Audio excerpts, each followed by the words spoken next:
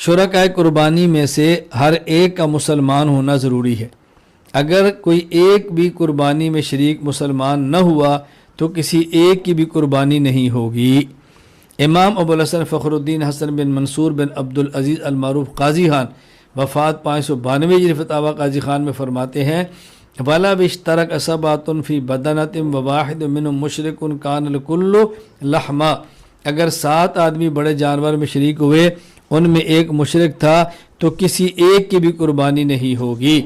اسی طرح فتاوی عالمگیریہ میں ہے وَلَوْ كَانَ أَحَدُ الشُّرَكَاءِ ذِمِّيًّا كِتَابِيًّا أَوْ غَيْرَ كِتَابِيٍّ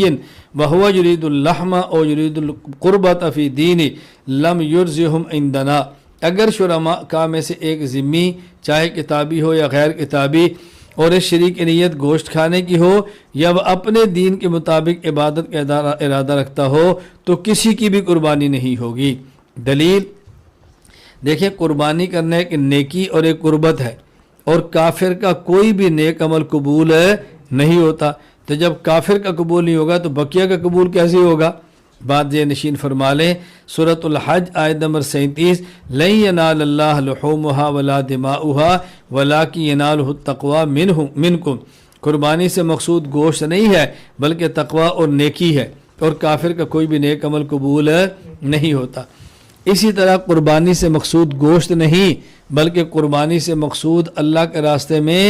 جان کو ذبح کرنا ہے، خون بہا دینا ہے، اور جان ایک ایسی ہے کہ جو تقسیم نہیں ہوتی، آدھی کسی کی اور آدھی کسی کی ہو، اس لیے اگر ایک آدھی قبول نہیں ہوگی تو کچھ بھی قبول نہیں ہوگا۔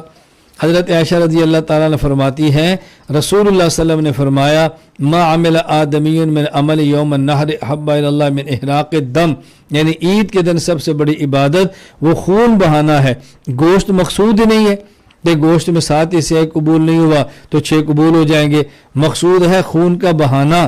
وہ خون کے بہانے میں تقسیم نہیں ہو سکتا کہ کچھ خون کافر کی طرف سے ہو اور باقی خون کسی اور کی طرف سے ہو، یعنی ایک جان کا 7واں حصہ روح کا نکلنا کافر کی طرف سے ہو اور 6 حصے نکلنے کسی اور کی طرف سے ہو، ایسا ممکن نہیں ہے۔